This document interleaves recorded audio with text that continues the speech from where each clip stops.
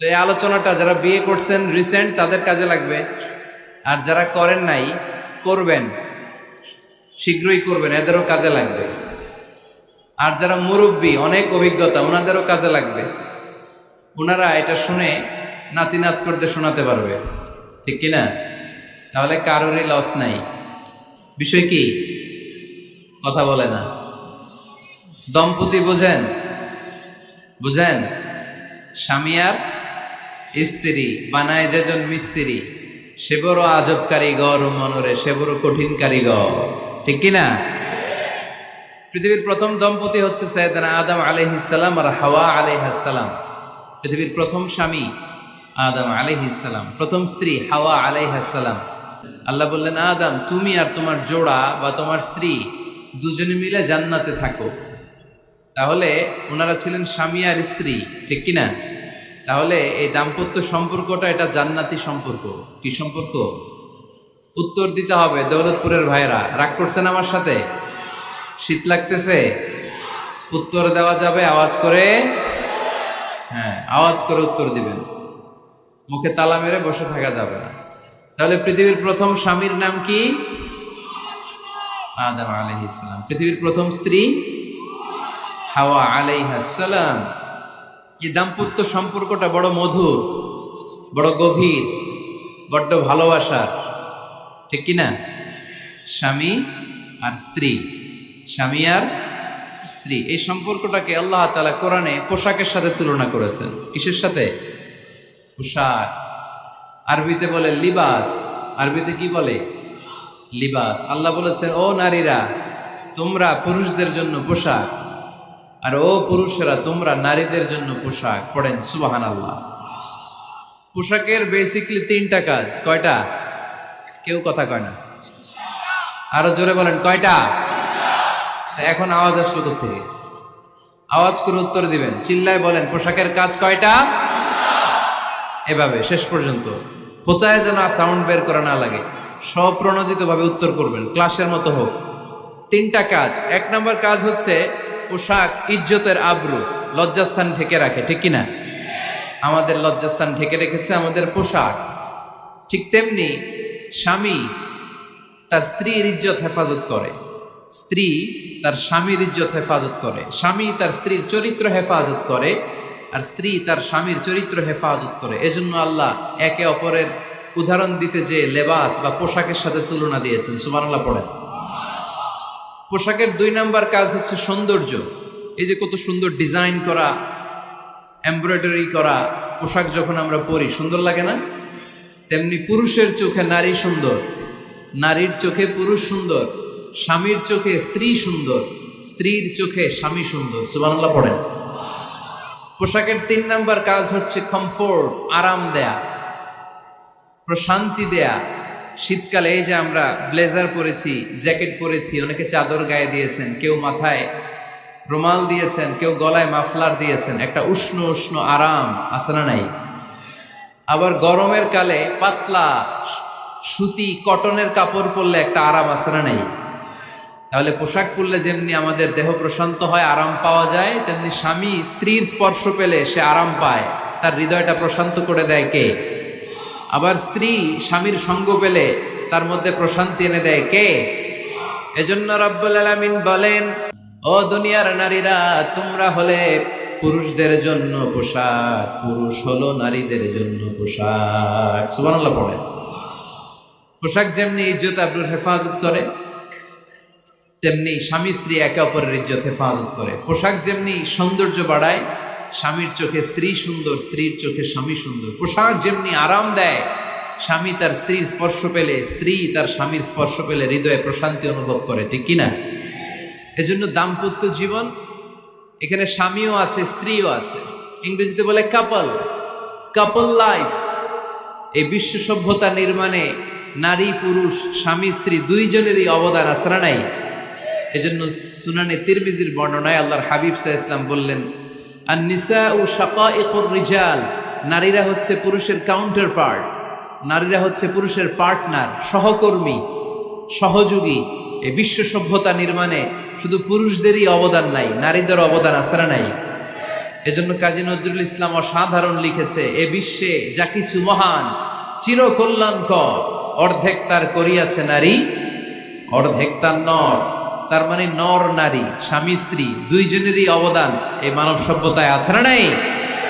এই সম্পর্কটাকে আল্লাহ লেবাসের সাথে তুলনা করলেন, মেটাফরিক্যালি, রূপক ভাবে আল্লাহ পোশাকের সাথে তুলনা করলেন। পোশাক যেমনি গায়ের সাথে লেগে থাকে, পোশাক যেমনি চামড়ার সাথে মিশে থাকে, স্বামী স্ত্রীর সম্পর্কটাও এরকম একাকার, মিলেমিশে ভালোবেসে একাকার। স্বামী স্ত্রীর রিলেশনশিপ সম্পর্কটা অনেকটা হাত আর চোখের মতো। হাত ব্যথা পেলে চোখ দিয়ে পানি ঝরে, আবার চোখ দিয়ে পানি ঝরলে হাত সেই পানি মুছে দেয়, ঠিক কিনা? তাহলে সম্পর্কটা কেমন যেন হাত আর চোখের মতো। হাত কেটে গেলে পানি পড়ে কোন দিক দিয়ে?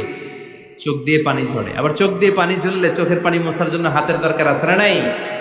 তাহলে একেবারে মিলেমিশে একাকার সুখী দাম্পত্য জীবন, স্বামী স্ত্রী এই জান্নাতি সম্পর্কটাকে কিভাবে উপভোগ করবে, কিভাবে একে অপরের সাথে ডিলিংস করবে, আচরণ করবে, এ ব্যাপারে কোরআন এবং সুন্নায় আমাদের জন্য গাইডলাইন দেয়া আছে না নাই? আমরা গাইডলাইন নিব কোরআন থেকে। কোত্থেকে? কোরআন থেকে আর সুন্নাহ থেকে। কারণ এই কোরআন আর সুন্নাহ আমাদেরকে সঠিক জীবন দর্শন শিখায়, কিভাবে এই পৃথিবীতে চললে পৃথিবীতেও সুখ আবার আখেরাতেও সুখ, এর সব দিক নির্দেশনা কোরআনে আছে না নাই? তাহলে এই যে স্বামী স্ত্রীর দাম্পত্য জীবন, এক্ষেত্রে প্রত্যেককে আল্লাহ তাআলা কিছু দায়িত্ব দিয়েছে। আজকে দায়িত্বগুলোর ব্যাপারে আমরা শুনব। স্ব স্থানে থেকে প্রত্যেকেই, স্বামী যদি স্বামীর দায়িত্ব পালন করে, স্ত্রী যদি স্ত্রীর দায়িত্বটুকু পালন করে, তাহলে দাম্পত্য জীবনটাকে জান্নাতি দাম্পত্য সুখ দিয়ে ভরে দিবে কে? আল্লাহ। আমাদের প্রত্যেকের দাম্পত্য জীবন সুখী হোক, সমৃদ্ধ হোক, আমরা চাই কি চাই না? অনেকে বলে হুজুর সুখ নাই, সুখ নাই, ঘরের ভেতরে গেলেই জাহান্নাম। আহা, কথা শোনে না আমার।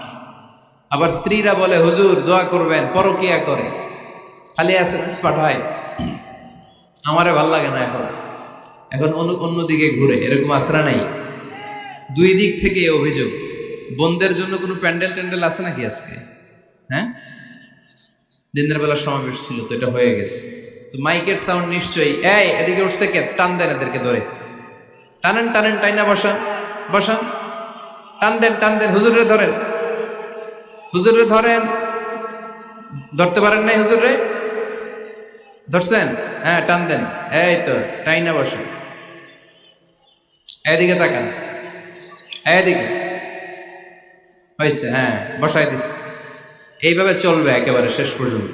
উঠলে খবর আছে। শুরুতে সুযোগ দিয়েছি, সুযোগ নেন নাই।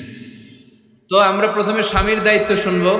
দাম্পত্য জীবনে স্বামীকে আল্লাহ তাআলা কি দায়িত্ব দিয়েছে, তারপর স্ত্রীকে আল্লাহ তাআলা কি দায়িত্ব দিয়েছে, এবং দুইজনের আবার কালেকটিভ সম্মিলিত কিছু দায়িত্ব আছে, এগুলো আমরা শুনবো। শুনতে রাজি আছেন তো? কষ্ট হচ্ছে আপনাদের? আচ্ছা। সম্মিলিতভাবে আল্লাহ স্বামী স্ত্রী দুইজনকেই কিছু দায়িত্ব দিয়েছে, যে দায়িত্বটা দুইজনের উপরই বর্তায়। এরপরে শুনবো স্বামীকে আল্লাহ কিছু দায়িত্ব দিয়েছে, এটা শুনবো। এরপরে স্ত্রীকে কিছু দায়িত্ব দিয়েছে। আল্লাহর কসম, এই দায়িত্বগুলো যদি স্বামী স্ত্রী সম্মিলিতভাবে পালন করে, এক একটা ঘরকে আল্লাহ জান্নাতি পরিবার বানায় দিবে, সুখী সমৃদ্ধ জান্নাতি দম্পতি বানায় দিবে। এরকম দাম্পত্য জীবন, সুখময় দাম্পত্য জীবন আমাদের হোক। আমরা চাই কি চাই না? চাই। তাহলে আমরা প্রথমে আলাদা আলাদা দায়িত্ব শোনার আগে সম্মিলিত বা কালেকটিভ রেসপন্সিবিলিটি কি আছে, এই সম্মিলিত দায়িত্বগুলো শুনব। স্বামী স্ত্রীর দুইজনের কাঁধেই বর্তায় এরকম প্রথম দায়িত্ব হচ্ছে স্যাক্রিফাইস। দাম্পত্য জীবনের আসল খেলাটা হচ্ছে স্যাক্রিফাইসের খেলা। কিসের খেলা? স্যাক্রিফাইস। এটা লাগবে। আমার বোনেরা অথবা যুবতী বোনেরা অথবা রিসেন্টলি বিয়ে হয়েছে এরকম বোনেরা, আজকে তো এক ভাই এসে দোয়া চাইল, হুজুর 3 দিন আগে বিয়ে হয়েছে আমার, একটু দোয়া করে দেন। তারপর যুবক ছেলেরা, তোমরা যারা বিয়ে করনি করবা, খেয়াল করে শোনো, এগুলো কাজে লাগবে। স্যাক্রিফাইসটা খুব জরুরি। স্যাক্রিফাইস ইজ দ্য কি of a successful happy couple life. একটা সুখী দাম্পত্য জীবনের আসল চাবি হচ্ছে স্যাক্রিফাইস। আওয়াজ করে বলতে হবে, চাবিটার নাম কি?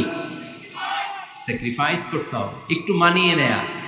একে অপরকে বোঝা, একটু ভালোবাসা, একটু মানিয়ে চলা, এটার নাম হচ্ছে স্যাক্রিফাইস। একে অপরকে বোঝার চেষ্টা করা, একটু মানিয়ে চলার চেষ্টা করা, একটু ভালো লাগা, একটু ভালোবাসা, সুখ দুঃখ ভাগাভাগি করে মিলেমিশে একাকার হয়ে যাওয়া, এটার নামই দাম্পত্য জীবন। ঠিক কিনা? হ্যাঁ, এটার নামই দাম্পত্য জীবন। মিলেমিশে একাকার হয়ে যেতে হবে, স্যাক্রিফাইসের মানসিকতা অর্জন করতে হবে। একে অপরের দোষ ধরলে চলবে না, কারণ no one is perfect in this life. আপনি যে আপনার বউয়ের দোষ ধরতেছেন, আপনার দোষ নাই? কথা বলেন না কেন? আপনারও দোষ আছে না নাই? তো লিস্ট দুই ভাবে করা যায়, একটা হচ্ছে দোষের লিস্ট আর একটা হচ্ছে গুণের লিস্ট। দোষের লিস্ট বাদ দিয়ে দেন। আপনার স্ত্রীর মধ্যে আল্লাহ তাআলা কি কি গুণ দিয়েছে, এই গুণগুলোর লিস্ট করুন, দোষের লিস্ট নয়।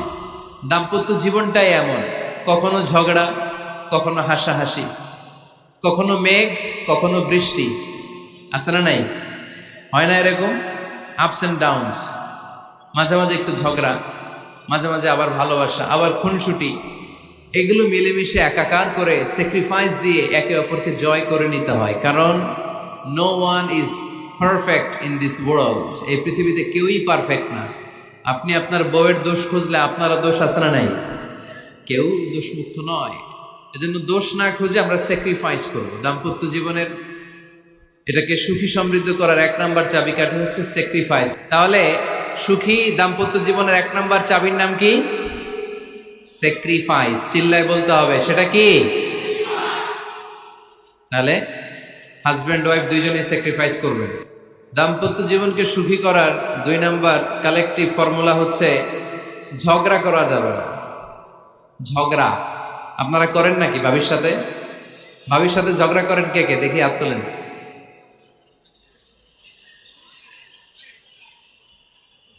এদিকে সব আল্লাহর ওলি, এরা ঝগড়া টগড়া করে না। আপনি করেন? এই সাহসী সন্তান আছে কিছু, মাশাআল্লাহ। ঠিক আছে, বেশি করেন না আবার। হ্যাঁ ঠিক আছে, ঠিক আছে, তোমরাও করো, বুঝছি, আপনারাও করেন। ওকে, না ঝগড়া করা যাবে না। একজন ঝগড়া শুরু করলে আরেকজন চুপ থাকতে হবে। দুইজনই ঝগড়া করলে, দুইজন রেগে গেলে ঝামেলা আসরা নাই। স্বামী রেগে গেলে স্ত্রী চুপ, স্ত্রী কখনো রেগে গেলে স্বামী চুপ, দুইজনই রেগে গেলে তৃতীয় বিশ্বযুদ্ধ। ঠিক কিনা? এই জন্য ঝগড়া করতে দেয়া যাবে না। কারণ এই ঝগড়া, সামান্য ঝগড়া থেকে এই ঝগড়া বাড়তে বাড়তে এটা বিচ্ছেদের দিকে গড়ায়, ডিভোর্স হয়ে যায়। এরকম কত কেস যে আমার কাছে আসে, কত কেস যে আমার কাছে আসে যে হুজুর ছোট্ট ঝগড়া থেকে আমাদের মধ্যে ঝগড়া বাড়তে বাড়তে ইগো প্রবলেমের কারণে বিচ্ছেদে গড়ায়। আর এই ঝগড়া একটু শুরু হলে ইবলিশ শয়তানের কাজ হচ্ছে পালে বাতাস দেয়। কি দেয়? পালে বাতাস পেলে এটা দাউ দাউ করে উঁচু হয়ে ওঠে। আগুনের মধ্যে যেমনি কেরোসিন ঢাললে দাউ দাউ করে জ্বলে, সামান্য ঝগড়ার ছোতা পেলে ইবলিশ শয়তান খালি দাউ দাউ করে এই ঝগড়ার আগুনকে জ্বালিয়ে দেয়। ঠিক কিনা? এই জন্য ঝগড়া করবেন না, মেহরবানি করে ঝগড়া শুরু করবেন না। যে কোনো মূল্যে এই ঝগড়াকে থামায় রাখতে হবে। তো ফ্যামিলিতে ঝগড়া অনেক সময় হয়ে যায়, কিন্তু একজন ঝগড়া করলে আরেকজন চুপ থাকতে হবে। ঝগড়া নিয়ে একটা মজার গল্প আছে, শুনবেন? বিশৃঙ্খলা করলে তো গল্প শোনানো যাবে না, একেবারে চুপ। আমার দিকে তাকান, তাকিয়েছেন? ঝগড়া নিয়ে যে গল্পটা, সেটা হচ্ছে এক স্বামী ওয়াজ শুনে বাড়িতে গেছে রাত 11টায়। বাড়ির কাছাকাছি যেতে না যেতে স্ত্রীর আবার স্বভাব হচ্ছে রাতের খাবারটা স্বামীর সাথে একসাথে খায়, আলাদা খায় না। তো বাড়ির সামনে যেই স্বামী ফোন দিছে ওয়াইফকে, এই শুরু করার আগে দরজাটা খোলো, আমি চলে আসছি। তো ওয়াইফ এসে দরজা খুলে দিছে।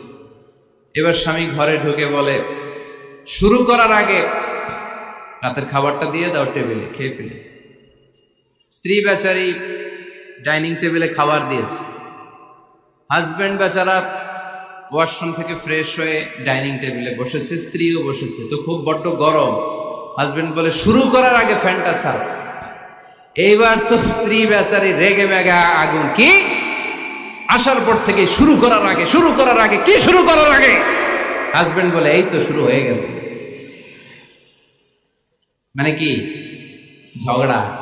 মানে কি? ঝগড়া। প্রিয় ভাইয়েরা, ঝগড়া করবেন না।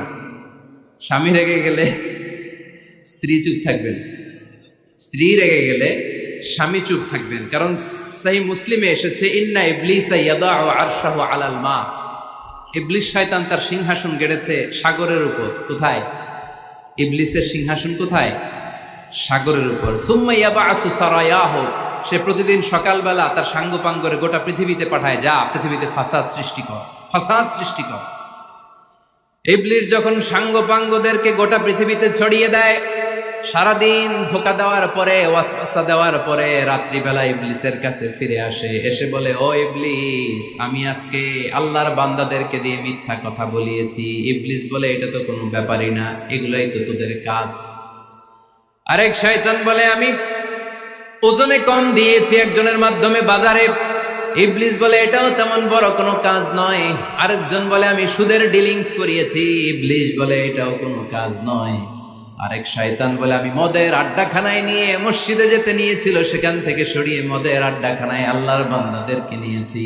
ইবলিস বলে, এইটাও তেমন বড় কোনো কাজ নয়।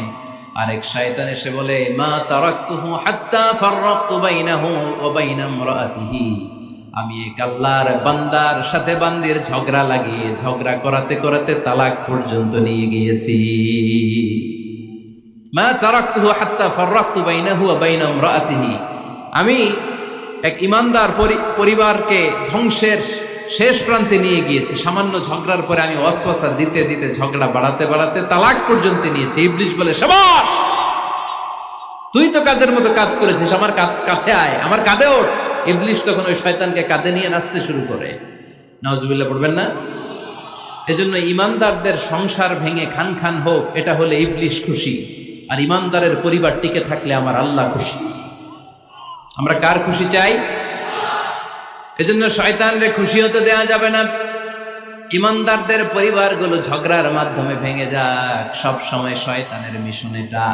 আর ইমানদারদের পরিবারগুলো টিকে থাক, এটা আমার আল্লাহ সব সময় চায়। সুবহানাল্লাহ পড়েন। এজন্য দৌলতপুরের ভাইরা, ঝগড়া করবেন না। ঝগড়া কিন্তু নবী রাসূলদের পরিবারেও ছিল, আল্লাহ রাসূল সাল্লাল্লাহু আলাইহি ওয়াসাল্লামের পরিবারেও ঝগড়া ছিল। এটা স্বাভাবিক, দাম্পত্য জীবনের খুব সিম্পল ইস্যু। একজন রাগ করলে আরেকজন থেমে যাবে। পারবেন? কি হলো, পারবেন না? আল্লাহর হাবিব সাল্লাল্লাহু আলাইহি ওয়াসাল্লামের সাথে আম্মা জান আয়েশার ঝগড়া হতো। মজার একটা হাদিস শুনে, সহিহ বুখারীর হাদিস, মুসনাদে আহমদ ইবনে হাম্বলও এসেছে এই হাদিসটা। আম্মা জান আয়েশার সাথে ঝগড়ার পর আম্মা জান আয়েশাও রাগ, আল্লাহ রাসূল সাল্লাল্লাহু আলাইহি ওয়াসাল্লামও রাগ। এখন রাগ মিটানোর দরকার আছে না নাই? আল্লাহ রাসূল সাল্লাল্লাহু আলাইহি ওয়াসাল্লাম বললেন, আয়েশা চলো মিটমাট করে ফেলি। সুবহানাল্লাহ কইবেন না? চলো মিটমাট করি। মিটমাটের জন্য ওমর রে ডাকি। আম্মা জান আয়েশা বলে, না, ওমর গলিফ, ওমর খুব মেজাজ ওয়ালা, আমার ডর লাগে। তোমার আব্বারে ডাকি। আব্বারে ডাকেন, আব্বারে ডাকেন। খুশি হয়ে গেছেন আম্মা জান আয়েশা রাদিয়াল্লাহু। আবু বকর রাদিয়াল্লাহু চলে আসলেন, দাঁড়ালেন। এবার বিষ্ণু সাল্লাল্লাহু আলাইহি ওয়াসাল্লাম বললেন, তাতাকাল্লিমিন আও আতাকাল্লাম, কি ঘটছে আমাদের মাঝে, তুমি বলবা না আমি বলবো? আম্মা জান আয়েশা বললেন, তাতাকাল্লামু আনতা ওয়ালা তাকুল ইল্লা হাক্কান, আপনিই বলেন, তবে সত্য ছাড়া মিথ্যা বলেন না। আবু বকর রাদিয়াল্লাহু তাআলা আনহু শুনে রেগে গেলেন, কি, এ কেমন কথা তোমার? নবীকে উদ্দেশ্য করে তুমি বলছো সত্য ছাড়া মিথ্যা বলবেন না, নবী কখনো মিথ্যা বলবে নাকি? রেগে মেয়ের গায়ে মেরেছে এক চর। চর খেয়ে আম্মা জান আয়েশা উল্টে পড়ে গেলেন। সাইয়েদনা আবু বকর রাদিয়াল্লাহু তাআলা আনহু রেগে গড়গড় করতে লাগলেন, আবার মারার জন্য উদ্যত হলেন। আম্মা জান আয়েশা রাদিয়াল্লাহু তাআলা আনহু বাঁচার জন্য এবার বিশ্বনবীর পিছনে যে আশ্রয় নিলেন। সুবহানাল্লাহ পড়বেন না? বিশ্বনবী সাইয়েদনা আবু বকরের সামনে দুই হাত মেলে ভেবে দাঁড়িয়ে গেলেন। আল্লাহর হাবিব যখন আম্মা জান আয়েশাকে বাঁচানোর জন্য দুই হাত উঁচু করে দাঁড়িয়ে গেলেন, সাইয়েদনা আবু বকর থেমে গেলেন। সাইয়েদনা আবু বকর এই পরিস্থিতি দেখে ঘর থেকে বের হয়ে ঘরের বাইরে দাঁড়ালেন। এবার আল্লাহর রাসূল সাল্লাল্লাহু আলাইহি ওয়াসাল্লাম আম্মা জান আয়েশাকে তুললেন, বললেন, ইয়া আয়েশা কাইফা রাআইতিনি আনকাসতুকি মিনার রাজুল, দেখলা নাকি কেমন করে আমি তোমার বাবার হাত থেকে তোমারে বাঁচালাম? আজকে আমি যদি সামনে দাঁড়িয়ে না বাঁচাতাম, তোমার বাবা তোমারে একেবারে মেরেই ফেলতো। সুবহানাল্লাহ পড়ে। দেখছো আয়েশা, আমি বাঁচাইলাম তোমারে, আমার সাথে ঝগড়া করো, আমি বাঁচাইলাম। এই কথা শুনে আম্মা জান আয়েশা রাদিয়াল্লাহু তাআলা লজ্জায় পড়ে হেসে দিলেন। সুবহানাল্লাহ পড়বেন না? এত আস্তে সুবহানাল্লাহ। লজ্জায় হেসে দিলেন। বিষ্ণু ইসা ইসলাম এবার হেসে দিলেন।